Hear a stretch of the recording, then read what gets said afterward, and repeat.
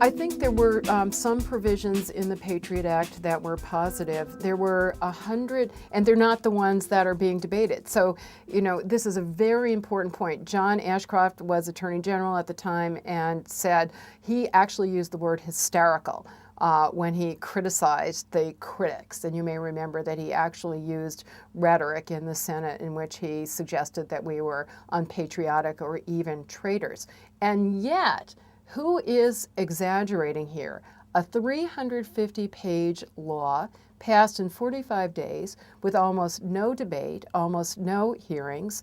It amended many other laws, so even reading the 350 pages wasn't enough. You would have to cross-reference the other laws. Most members of Congress said they didn't even have time to read it. Well, the A.C.L.U. spent a lot of time studying it with a lot of people. There were 160 separate provisions.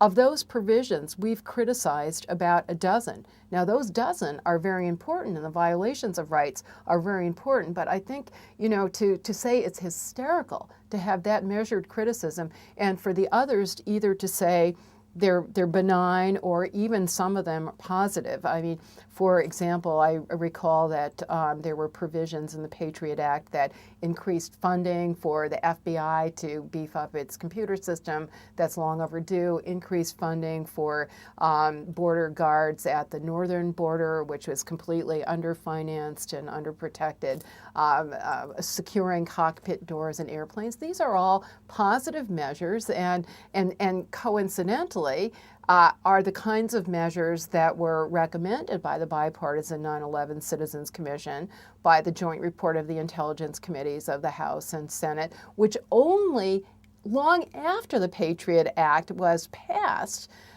said, you know, let's look at what the actual causes were of this national security disaster. We can't possibly solve the problem unless we diagnose what the problem is. And instead, and these are the provisions that we object to, without any demonstration that they were any part of the problem, just scapegoating civil liberties. And that too often is the instinctive, I have to say, not only political reaction, but I think it's a psychological reaction on the part of many people that assume that freedom is somehow antithetical to security. And yet nothing can be further from the truth. We have so many security experts that agree with us that we absolutely need, for example, transparency. That openness not only is consistent with freedom and democracy, but it also helps to promote national security because the information sharing.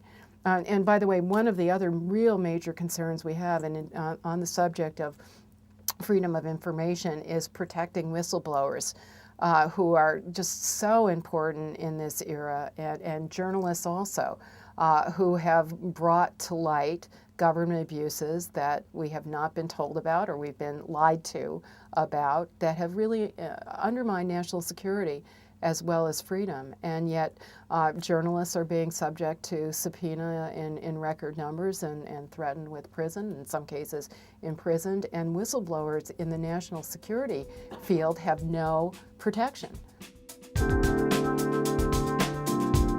They're amazing people. You should interview them. One of the, I mean, sadly, whistleblowers that have lost their jobs, in some ways we've been beneficiaries, in ways we wouldn't want to, but Mike German, who was a career-long FBI officer working on anti-terrorism issues, and he complained about strategies that were undermining the effectiveness of some counterterrorism operations, and he just got deep sixed for that.